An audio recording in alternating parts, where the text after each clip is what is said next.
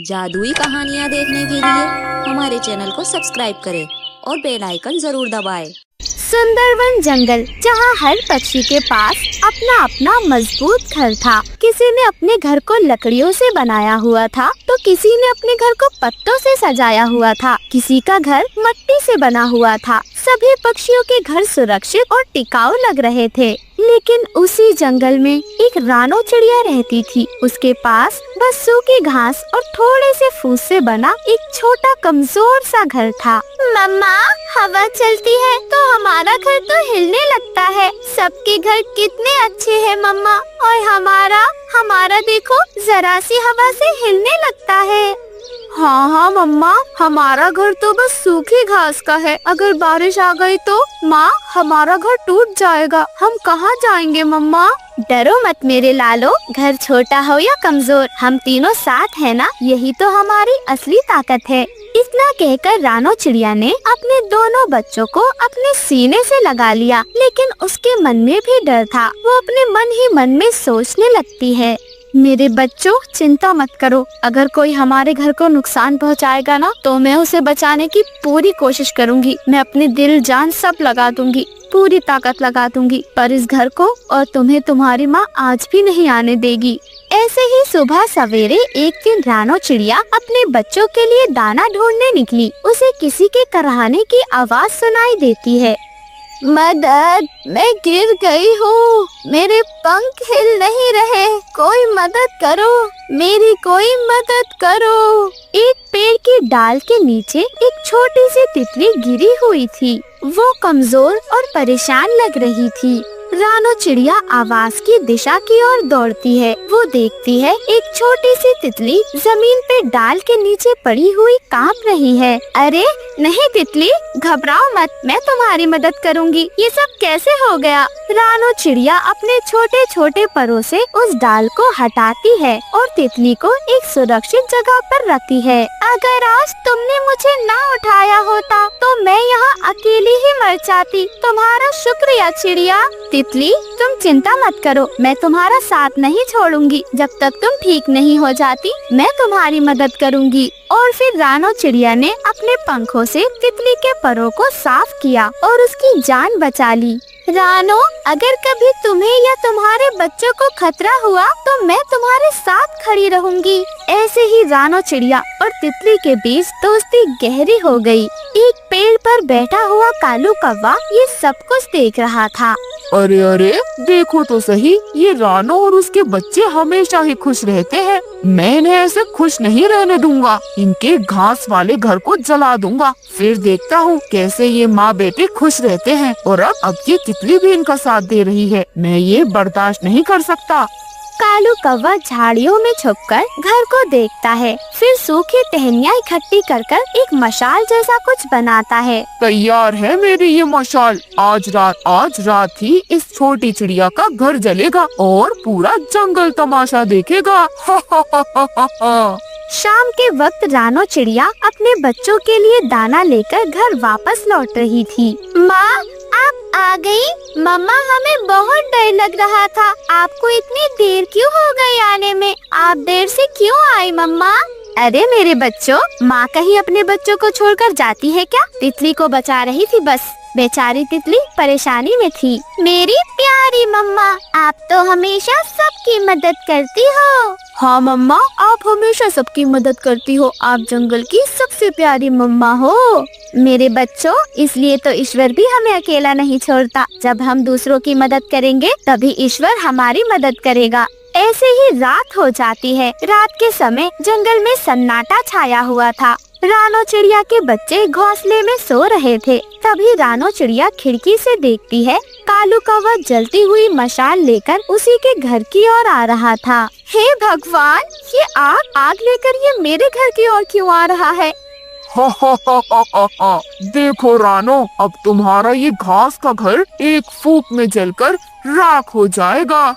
कालू कौवा घर को आग लगाने ही वाला था। तभी अचानक आसमान में काले बादल घिर आते हैं और बारिश शुरू हो जाती है। बारिश के होने की वजह से कालू की मशाल की आग बुझ जाती है। अरे ये क्या हो गया? इस बारिश ने तो मेरे प्लान को ही धो डाला। ठीक है, कोई बात नहीं, कल फिर आऊँगा, लेकिन इसका घर जरूर जलाऊंगा। इतना कहकर कालू कौवा चिढ़कर वहाँ से भाग जाता है। अगली रात हल्की हल्की बारिश हो रही थी। कालू कौवा फिर से आता है। इस बार वो चालाकी के साथ आया था। आज ये घर जरूर जलेगा, रानो तुझे मैं बर्बाद कर दूंगा। कालू कौवा मशाल के घर से उसकी सूखी घास के घर में आग लगा देता है। घास फूस का घर धीरे धीरे जलने लग जाता है। मम्मा मम्मा हमारा घर जल रहा है, अब क्या होगा मम्मा, हम कहाँ जाएंगे? माँ मेरे पंखों में गर्माहट हो रही है, जैसे पंख जल रहे हो, मुझे बचा लो मम्मा, हमें बचाओ। घबराओ मत मेरे बच्चों, मैं हूँ ना, मैं तुम्हें कुछ नहीं होने दूंगी। वही तोता तोती और कबूतर रानो चिड़िया का घर जलता हुआ देख रहे थे, लेकिन वो कुछ भी नहीं कर पा रहे थे। अरे अरे हरियाली, देखो तो जरा, रानो चिड़िया का घर जल रहा है। हाँ मिट्ठू जी, लेकिन अगर हम उसकी मदद करेंगे तो कालू हम पर भी हमला करेगा। दोस्तों हम बस दूर से देख सकते हैं, हम कुछ नहीं कर सकते, कालू बहुत चालाक है। ऐसे ही सुबह हो जाती है। सुबह होते होते रानो चिड़िया का पूरा घर अब राख बन चुका था। माँ अब हमारा घर नहीं रहा, हम कहाँ जाएंगे माँ? हाँ माँ, अब हम कहाँ रहेंगे, कोई हमें अपने घर नहीं रखेगा, हमें अब इस खुले आसमान के नीचे रहना होगा क्या? रानो चिड़िया अपने बच्चों को हौसला देती है। मेरे बच्चों, हमारा घर गिर गया है, लेकिन हमारी हिम्मत नहीं गिरी, हम फिर से घर बनाएंगे मेरे बच्चों। रानो चिड़िया अपने बच्चों को लेकर पानी पीने नदी के किनारे चली जाती है। वो नदी किनारे बैठी हुई थी, तभी वहाँ पर वही तितली आती है जिसकी रानो चिड़िया ने मदद की थी। रानो तुम यहाँ उदास बैठी हो, देखो मैं आ गई, मैं तुम्हारा वादा निभाने आई हूँ। रानो तितली बहन, आप मेरी मदद कैसे करोगी? आप तो खुद इतनी छोटी हो, मुझे बस घर चाहिए और कुछ भी नहीं। मेरे बच्चे इस खुले आसमान के नीचे नहीं जी सकते, बारिश आंधी तूफान ये सब मैं कैसे सहूंगी? अगर मैं अकेली होती तो सब बर्दाश्त कर लेती, लेकिन मेरे बच्चे, इनके साथ कैसे जीऊं? कैसे इन्हें मैं परेशान देखूं? एक माँ हूँ मैं। ये सब सुनकर तितली हल्का सा मुस्कुराती है। वो अपने पंख फैलाती है और एक सुनहरी चमकीली रोशनी फैल जाती है। धीरे धीरे एक सुंदर और मजबूत सोने का घर बन जाता है। रानो चिड़िया के दोनों बच्चे जब वो सोने से बना घर देखते हैं तो खुशी से उछलने लगते हैं। बच्चे बहुत खुश थे। माँ माँ, ये तो सोने का घर है, इतना मजबूत, इतना चमकीला, ये तो जंगल के घरों से सबसे सुंदर घर है। माँ, अब जंगल में सबसे सुंदर घर हमारा होगा। हाँ माँ, अब हमसे सब दोस्ती करेंगे, सब हमारे दोस्त बनना चाहेंगे, क्योंकि अब हमारा घर सबसे सुंदर है। तितली बहन, ये तो सोने का घर है, इतना मजबूत, इतना चमकीला। हाँ रानो, जब तुम दूसरों के लिए रोशनी बन सकती हो तो भगवान तुम्हारी मदद में एक सोने का घर तो तुम्हें दे ही सकता है। आपका बहुत बहुत शुक्रिया तितली दीदी, आज मेरे बच्चों को सच्चा आशियाना मिला है। आज तुमने हमारी दुनिया बदल दी। और फिर रानो चिड़िया अपने बच्चों के साथ सोने के घर में खुशी खुशी रहने लगी। घास का घर जल गया था, लेकिन उसकी उम्मीद और उसका प्यार का घर पहले से भी ज्यादा चमकदार हो गया था। इस कहानी से हम सबने सीखा, दूसरों की मदद करो, एक दिन वही मदद सोने के घर में वापस आती है। और घर की असली ताकत दीवारों में नहीं, परिवार के प्यार में होती। इन दिनों जंगल में ठंडी हवाएं चल रही थी। जंगल के सभी पक्षी ठंड से बहुत परेशान थे। अपने अपने घोंसलों में अपने बच्चों को अपने पंखों की गर्मी में समेटे हुए बैठे थे। वहीं दूसरी तरफ एक पेड़ पर रानो चिड़िया अपनी बेटी गुड़िया और बेटे कुकू के साथ बैठी हुई कांप रही थी। अम्मा, कल से पेट जल रहा है, कल से कुछ भी नहीं खाया, पत्ते भी सूख गए, क्या आज हमें कुछ भी नहीं मिलेगा अम्मा? अम्मा, मैं तो अब उड़ भी नहीं पा रहा, भूख से पंख भारी लग रहे हैं, अगर आप चाहो तो मेरा हिस्से का दाना गुड़िया को दे देना। इतना सुनकर रानो चिड़िया की आँखों में आंसू भर आते हैं। उसने अपनी बेटी गुड़िया और बेटे कुकू को अपने पंखों में समेट लिया। नहीं मेरे बच्चों, ऐसा मत कहो। माँ कभी अपने बच्चों को भूखा नहीं रख सकती। बस थोड़ा सब्र करो मेरे बच्चों, मैं कुछ न कुछ ढूंढ लाऊंगी तुम्हारे लिए। तुम्हें यूँ भूखा नहीं मरने देगी तुम्हारी माँ। लेकिन मम्मा, आप तो खुद थकी हुई हो, कल भी कुछ नहीं खाया। प्लीज माँ, तुम कहीं मत जाओ। मेरे बच्चों, अगर एक माँ का दम भी निकल जाए ना बेटा, तो वो कभी अपने बच्चों के लिए रोटी ढूंढना नहीं छोड़ती। उसे जब तक चैन नहीं आता, जब तक उसके बच्चों का पेट ना भर जाए। मैं आती हूँ मेरे बच्चों, तुम अपना ख्याल रखना।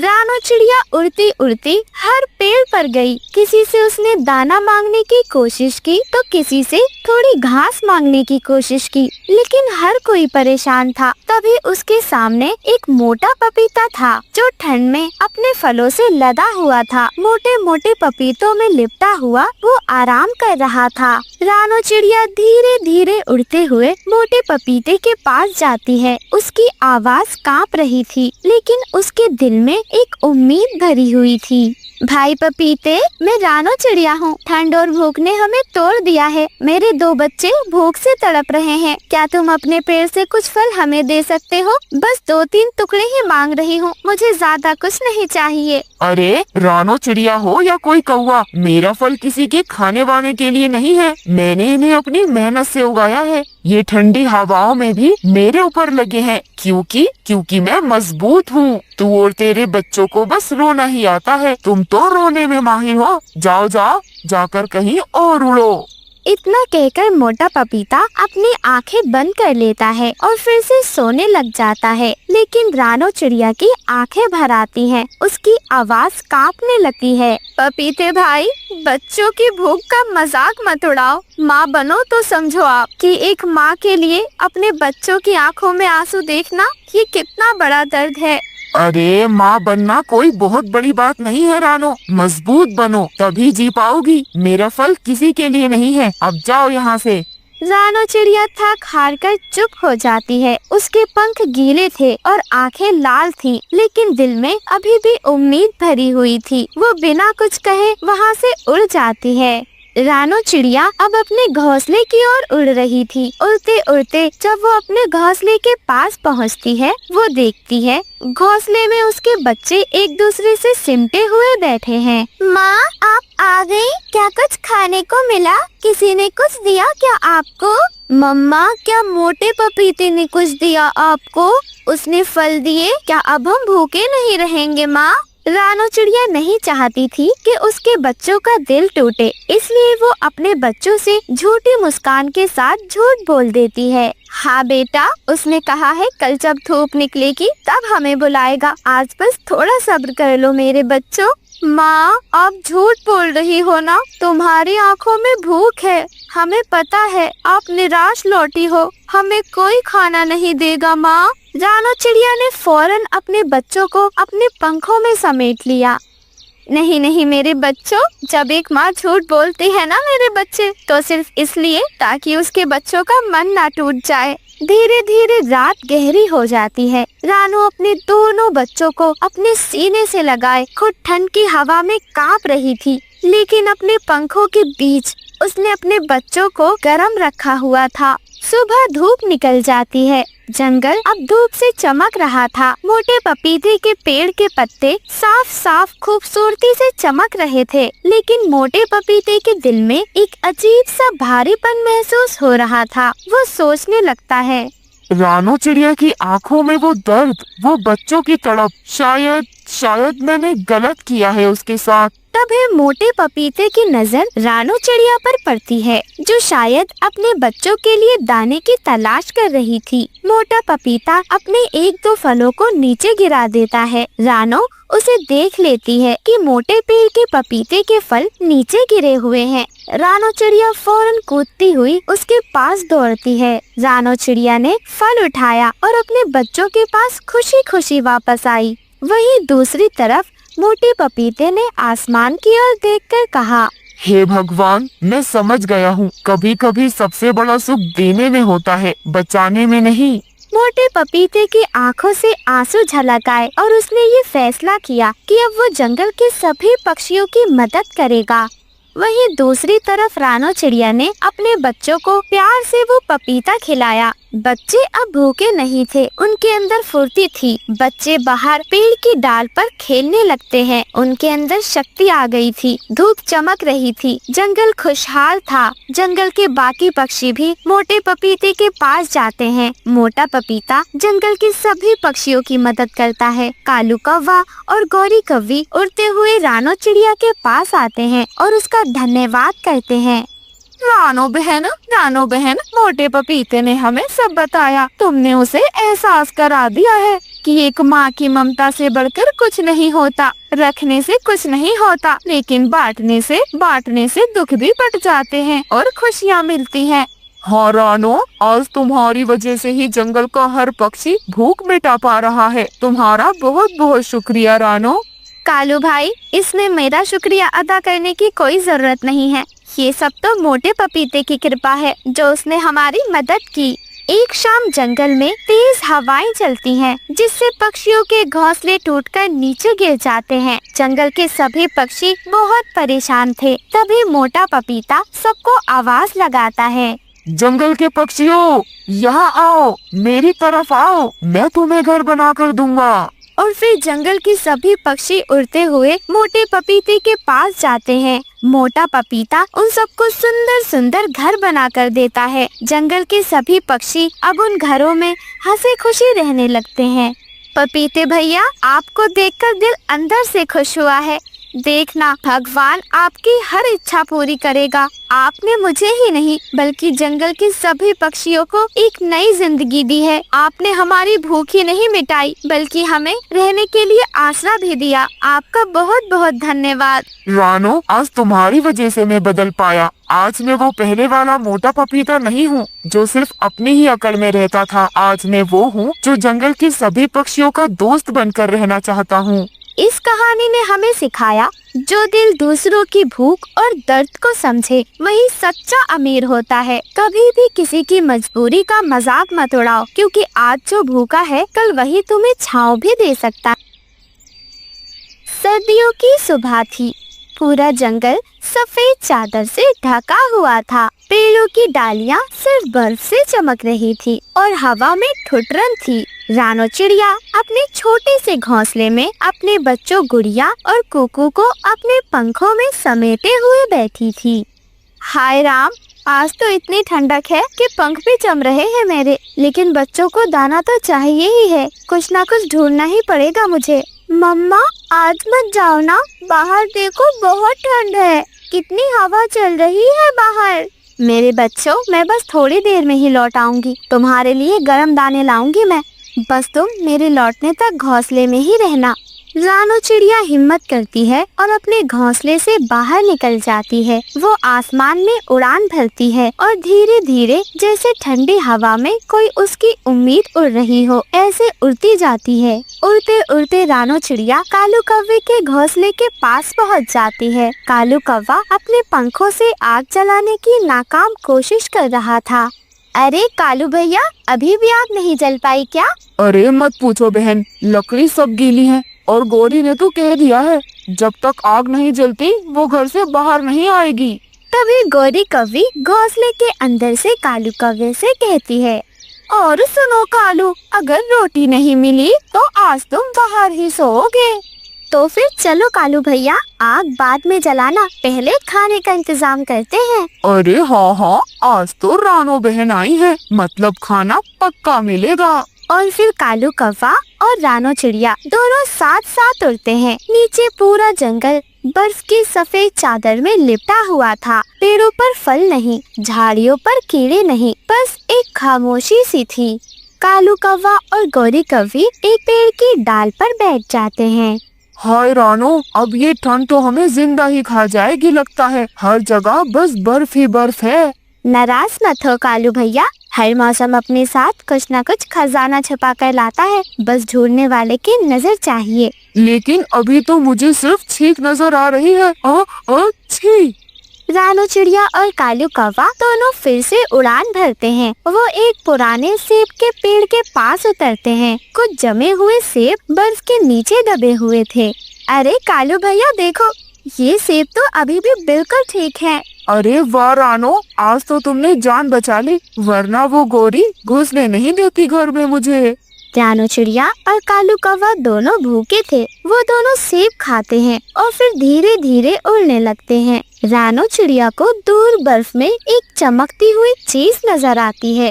वो फौरन उसके पीछे जाती है। कालू कौवा भी उसके पीछे पीछे ही था। जब रानो चिड़िया अपने पंखों से बर्फ को हटाती है तो उसे चमकती हुई एक बर्फ की बॉल मिलती है। अरे कालू भैया, ये देखो, ये क्या है? ये तो चमकता हुआ बर्फ का गोला है।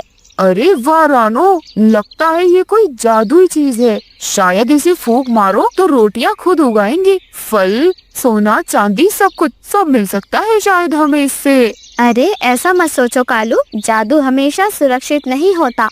अरे हाँ, लेकिन क्या फर्क पड़ता है, चलो ना अब इसे देख ही लेते हैं। और फिर जैसे ही कालू कौवा उस चमकदार गोले पर फूंक मारता है, उसमें से चमकदार धुआं उठता है और उसमें से एक सुंदर बर्फीली परी बाहर आती है। कौन है आप लोग जिन्होंने मुझे जगाया है? मैं कालू कौवा हूँ, जंगल का सबसे बहादुर पक्षी हूँ मैं। परी जी, और मैं रानो चिड़िया हूँ जो बस अपने बच्चों के लिए कुछ दाने ढूंढ रही थी। अच्छा ठीक है, तुम दोनों को अब एक एक वरदान मिलेगा, लेकिन याद रहे सोच समझ कर मांगना। मुझे चाहिए बर्फ से बना एक बहुत बड़ा महल, जिसमें मैं राजा बनकर रह सकूं। हाँ कालू, लालच बुरी बला है, लेकिन जैसा मैंने वादा किया है, मैं तुम्हारे लिए नहीं बल्कि पूरे जंगल के पक्षियों के लिए इग्लू के गर्म घर बनाऊंगी, जो होंगे तो बर्फ के, लेकिन अंदर से सुरक्षित, मजबूत और गर्म होंगे। और फिर वो परी इग्लू की सुंदर सुंदर घर बना देती है। हाँ परी जी, आप सही कह रही हैं। अगर सब कुछ ठंडा होता तो मैं तो जमकर मर जाता। कालू भाई, मैंने कहा है ना, लालच हमेशा बुरा होता है। लालच से ठंड लगती है और दिल से दया, और दिल की दया से गर्मी। अच्छा रानो, अब तुम बताओ, तुम मुझसे क्या चाहती हो? क्या चाहिए तुम्हें? परी जी, मुझे बस मेरे बच्चों के लिए और जंगल के सभी पक्षियों के लिए इतना खाना चाहिए कि जंगल का कोई भी पक्षी भूखा ना रहे। ये सुनकर परी मुस्कुराती है और फिर एक जादू होता है। पूरे जंगल में एक चमक फैल जाती है और अनाज की बोरियां, खूब सारे मेवे और खूब सारे फल भी आ जाते हैं, जो जंगल के पक्षी सर्दियों भर खा सकते थे। परी वहाँ से अलविदा कहकर चली जाती है। कालू कौवा रानो चिड़िया का धन्यवाद करता है। रानो बहन, तुम सही थी। असली गर्मी सोने या महल से नहीं, अच्छे दिल से मिलती है। अगर मैंने बस महल मांगा होता तो मुझे शायद ठंड में मरना पड़ता। वो तो भला हो परी जी का, जिन्होंने मेरे लालच को भी गलत नहीं लिया। हाँ कालू भैया, ठंडी दुनिया में गर्म दिल ही सबसे बड़ी दौलत है। और याद रखना, सर्दियों की ठंड को सिर्फ इंसान नहीं, अच्छे कर्म भी पिघला सकते हैं। और फिर कालू कौवा और रानो चिड़िया दोनों आसमान में उड़ते हैं। बर्फ के ऊपर गर्मी की दोस्ती की चमक लिए दोनों उड़कर अपने अपने घोंसलों में पहुंच जाते हैं। जंगल के सभी पक्षियों के पास अब भरपूर खाना था। अरे हरियाली, देखो तो घर के बाहर कितना सारा अनाज मिल गया। हमारी सर्दियाँ तो आराम से कटेंगी। वहीं दूसरी तरफ बंटी कबूतर भी अपनी पत्नी से कहता है, ये सब भगवान की कृपा है। देखो जरा, अचानक से घर के बाहर ये इतने सारे फल मिलना, अनाज की बोरियां मिलना किसी जादू चमत्कार से कम नहीं है। मम्मा, आप तो दाना लेने गए थे और देखे, आपने तो दाने की बरसात कर दी है। सच में मम्मा, आप तो दुनिया की सबसे अच्छी मम्मा हो। गुड़िया बेटी, कुकू बेटे, सारी माँ सबसे अच्छी होती हैं। चलें, अब आप दोनों खाना खा लें। जल्दी से खाना खाकर सो जाओ, सुबह आपने स्कूल भी जाना है। ऐसे ही रानो चिड़िया ने लालच ना कर अपने साथ पूरे जंगल वासियों को खुश कर दिया। अब किसी को भी ठंड में घर से बाहर निकलने की जरूरत नहीं थी। सब अपने अपने घोंसलों में सुरक्षित थे। इस कहानी से हमें सीख मिलती है, ठंडे सर्दियों में सबसे बड़ा कोट दूसरों के लिए दया और समझदारी की गर्मी होती है। आप सभी का धन्यवाद। ये कहानी एक हरे भरे और सुंदर जंगल की है, जहाँ बड़े बड़े और खूबसूरत पेड़ों की कोई कमी नहीं थी। उन्हीं पेड़ों के बीच एक मोटा, लंबा और थोड़ा घमंडी पेड़ भी था। उस पर बड़े बड़े पपीते लटक रहे थे। पास में अमरूद, आम और जामुन, यहाँ तक कि बरगद का पेड़ भी था। उसी जंगल में एक पेड़ पर रानो चिड़िया का घोंसला बना हुआ था। उसमें वो अपने 5 छोटे छोटे बच्चों के साथ रहती थी। मम्मा, थोड़ा और दाना दो ना, मुझे भूख लगी है। मम्मा, मुझे भी गुड़िया से ज्यादा दाना चाहिए। अरे बच्चों, ये सब माँ आपके लिए ही तो लाई है, चलो जल्दी जल्दी खा लो। रानो अपने बच्चों के साथ बहुत खुश थी, लेकिन वहीं दूसरी तरफ मोटे पपीते के पेड़ का घमंड तो दिन ब दिन बढ़ता ही जा रहा था। अरे वाह वाह वाह, देखो तो जरा मेरे ऊपर कितने रसीले पपीते लगे हैं। ना पीपल बाबा के पास फल है, ना बरगद दादा के पास। ये तो बस छाव देने का ही काम करेंगे। नाम के हैं पेड़, नाम के। इन्होंने तो बस जंगल में जगह घेरी हुई है। अरे बेटा पपीते, घमंड किसी को शोभा नहीं देता। फलों का असली सौंदर्य उसकी मिठास में होता है, उसके अभिमान में नहीं। ओहो दादा, मिठास की बातें अब आप करोगे? आप तो खुद बिना फल के खड़े हो। अगर मेरे जैसे रसीले पपीते कभी आप पर उगे होते ना, तो शायद आप भी ऐसे ही मेरी तरह अकड़ में खड़े होते। बरगद दादा उदास हो जाते हैं। पपीते के शब्द उनके दिल पर वार कर रहे थे। वहीं पास में पेड़ की डाल पर कालू कौवा बैठा हुआ था। सही कहा पपीते भैया, इतनी बड़ी बड़ी डालें हैं दादा की, लेकिन फल का तो नामो निशान नहीं है। कम से कम तुमने तो अपनी इज्जत रख ली है जंगल में। रानो चिड़िया भी ये सब सुन रही थी। रानो चिड़िया कालू कौवे को फौरन जवाब देती है। कालू, दूसरों की मेहनत और अच्छाई का मजाक मत उड़ाओ। बरगद दादा और पीपल बाबा की छाव में हम सब रहते हैं। गर्मी में जो ठंड देते हैं वो फल नहीं दे सकते। तभी गौरी कवि भी बोल पड़ती है। अरे अरे, रहने दो रानो, तुम तो हमेशा बस उपदेश देने लगती हो। पपीते भाई तो सच बोल रहे हैं। जंगल में जो फल वाला है वही असली राजा है पेड़ों का। तभी आम का पेड़ मुस्कुराते हुए कहता है। पपीते बेटा, याद रखो, हर पेड़ का अपना समय होता है। जब बारिशें ज्यादा होती है ना, तो भारी फल भी गिर जाते हैं। समय आने दो, तब तुम समझोगे कि पेड़ की असली ताकत क्या होती है। अरे अरे दादा, ये सब तो बूढ़े पेड़ों की दिलासे जैसी बातें हैं। जब मेरे जैसे बड़े बड़े फल तुम जैसे छोटे पेड़ों पर नहीं लगते ना, तभी तुम्हारे मुंह से ये बातें लगती हैं कि अकल ठिकाने आ जाएगी। धीरे धीरे कुछ समय बीत जाता है और अचानक बारिश शुरू हो जाती है। जंगल के सभी पक्षी अब सहारा ढूंढ रहे थे। रानो चिड़िया अपने बच्चों को अपने पंखों में छिपा लेती है। हे भगवान, आज तो ये बारिश कुछ ज्यादा ही तेज हो रही है। गुड़िया बेटी, कुकू बेटे, मेरे बच्चों, चिंकी, मिंकी, मुन्नू, डरो मत, माँ है ना आप लोगों के साथ। मैं तुम्हें कुछ नहीं होने दूंगी मेरे बच्चों।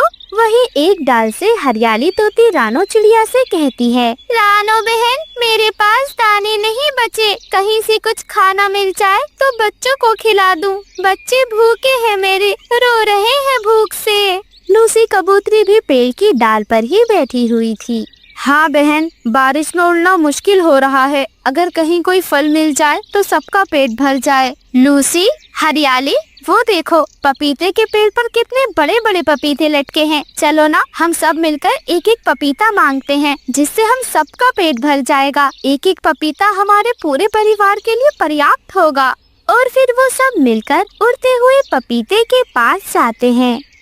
पपीते भाई, बारिश में हम सब पक्षी भूखे हैं। अगर आप हमें 1-2 फल दे दो तो बच्चों का पेट भर जाएगा। अरे अरे रानो, तुम भी कमाल करती हो। जब मैं अकेला था तब कोई नहीं आया मेरे पास, और अब जब मेरे पास फल हैं तो सबको याद आ गया मोटा पपीता। नहीं नहीं, मैं किसी को फल नहीं दूंगा। जाओ जाओ यहाँ से। अरे ये तुम गलत कर रहे हो मोटे पपीते। फल तो पेड़ का गहना होते हैं, अभिमान नहीं। गहना? हाँ हाँ, मेरा फल मेरा गहना है, और तुम सब जाओ और ढूंढो किसी और पेड़ को।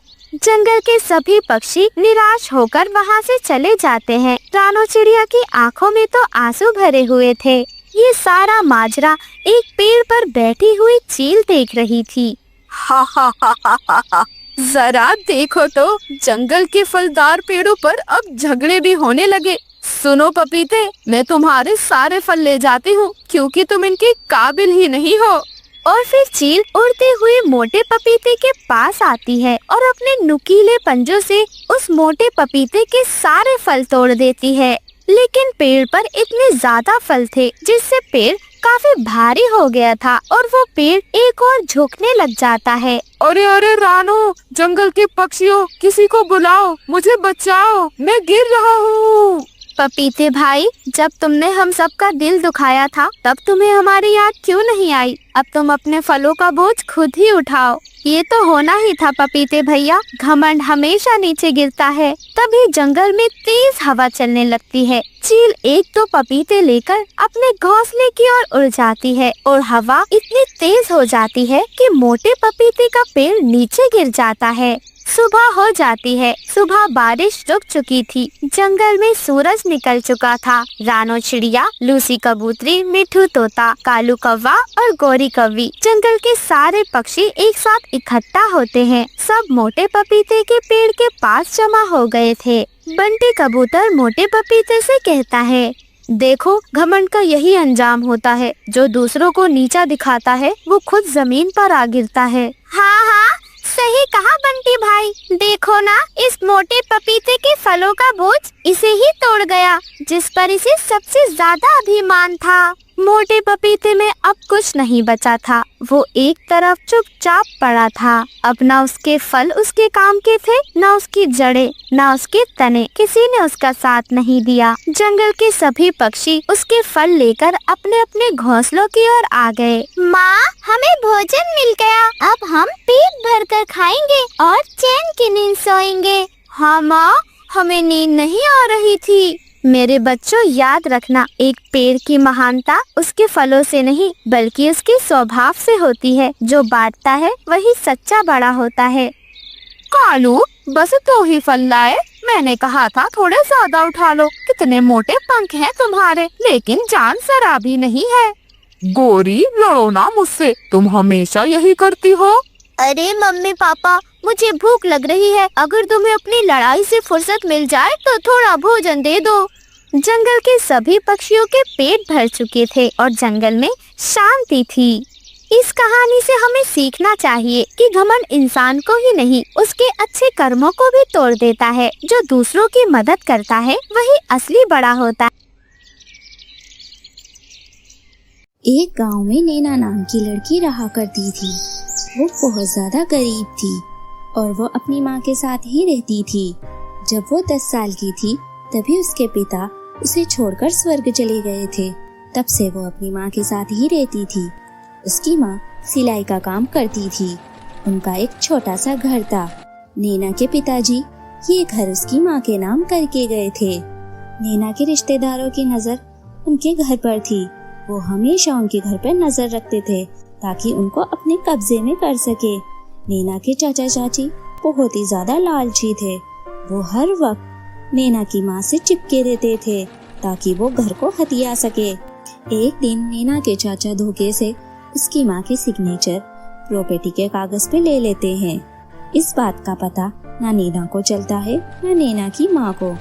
कुछ दिन बाद नैना के चाचा घर पे आते हैं और उनका सामान बाहर फेंकने लगते हैं। ये देखकर नैना बोलती है, अरे चाचा, आप ये क्या कर रहे हैं? आप हमारा सामान बाहर क्यों फेंक रहे हैं? हाँ भैया, आप ऐसा क्यों कर रहे हैं? आप हमारा सामान बाहर क्यों फेंक रहे हैं? ये तो गलत है ना। नैना की चाची भी नैना और उसकी माँ का सामान बाहर फेंकने लगती है। सुनो तुम दोनों माँ बेटी, अब तुम इस घर से निकल जाओ। ये घर हमारा है, इसीलिए तुम्हारा सामान हम बाहर फेंक रहे हैं। अब तुम इस घर में नहीं रह सकती। अरे देवरानी जी, ये क्या कर रही हो? ये हमारा घर है। ये घर तुम्हारा था, लेकिन धोखे से हमने तुम्हारे सिग्नेचर ले लिए। अब ये घर हमारा है और अभी के अभी इस घर से निकल जाओ। बेचारी नैना और उसकी माँ दोनों घर छोड़ देती हैं। अब उनके पास रहने को कोई जगह नहीं होती है। वो जंगल के रास्ते चलने लगती है। जंगल में उन्हें एक छोटी सी झोपड़ी दिखाई देती है। वो किसी बूढ़ी औरत की थी उन दोनों को इस हालत में देखकर वो बूढ़ी औरत अपनी झोपड़ी में उन्हें बुला लेती है और वहीं पर वो दोनों माँ बेटी रहने लगती है। नैना की माँ की तबीयत बहुत खराब होने लगी थी। उनको ये सदमा बर्दाश्त नहीं हुआ था। उनकी अब इतनी भी हिम्मत नहीं थी कि अपना पेट भर सके। नैना अपनी माँ के लिए बहुत परेशान थी। वो बूढ़ी औरत भी ज्यादा कुछ नहीं कर सकती थी, वो बस उन्हें पनाह दे सकती थी। वो भी अपना गुजारा बहुत मुश्किल से कर पाती थी। नैना अब बाहर जाती है और जंगल के रास्ते चलने लगती है। उसे अपनी माँ की चिंता सता रही थी। तभी रास्ते में उसे एक परी नजर आती है। वो नैना से बोलती है, नैना, मैं तुम्हें अच्छे से जानती हूँ और मैं ही हूँ जो तुम्हारी मदद कर सकती हूँ। पर आप मेरा नाम कैसे जानती है? मैं एक परी हूँ और इसीलिए मैं तुम्हारा नाम जानती हूँ। तभी वहाँ पर परी दो रास्ते प्रकट करती है। नैना, मेरी बात ध्यान से सुनो। ये दो रास्ते हैं। एक रास्ते में तुम्हारी माँ की बीमारी ठीक हो सकती है। तुम्हारी माँ पहले की तरह स्वस्थ हो सकती है। और दूसरा रास्ता ये है कि इस रास्ते में तुम्हें बहुत सारा सोना, चांदी, पैसा, घर, दौलत सब मिलेगा, लेकिन तुम्हारी माँ नहीं मिलेगी। अब ये तुम्हारा फैसला है। नैना कुछ ज्यादा नहीं सोचती और वो वही रास्ता चुनती है जिसमें उसकी माँ की तबीयत के बारे में बताया गया था। वो उस रास्ते चलने लगती है। वहाँ पर उसे एक छोटी सी बच्ची मिलती है जो नैना से कहती है, ये लो दीदी, ये छोटा सा फूल अपनी माँ के सर पे रख देना। उसके बाद आपकी माँ की तबीयत पहले की तरह ठीक हो जाएगी। इतना कहने के बाद वो बच्ची और वो रास्ता दोनों गायब हो जाते हैं। नैना वो गुलाब का फूल लेकर अपने घर आ जाती है और वो गुलाब का फूल अपनी माँ के सर पे रख देती है। उसकी माँ पहले की तरह ठीक हो जाती है और जिस झोपड़ी में वो रह रहे थे वो एक आलीशान महल में बदल जाती है और वो फूल भी गायब हो जाता है। उस आलीशान महल में बहुत सारा सोना, चांदी और पैसा भी रखा हुआ था। नैना ये देख के हैरान हो जाती है। तभी वो परी प्रकट होती है और नैना से कहती है, नैना, मैं तुम्हारी ईमानदारी से बहुत खुश हुई। तुम बहुत ईमानदार लड़की हो और तुमने सिर्फ अपनी माँ के बारे में सोचा। ये सब मैं तुम्हें उपहार में दे रही हूँ। ये कहने के बाद परी गायब हो जाती है और नैना अपनी माँ को गले लगा लेती है और नैना बाजार में एक कपड़े की दुकान खोलती है और उन पैसों से गरीब बच्चों की मदद करती है। वो बहुत ही प्यारी और समझदार लड़की थी।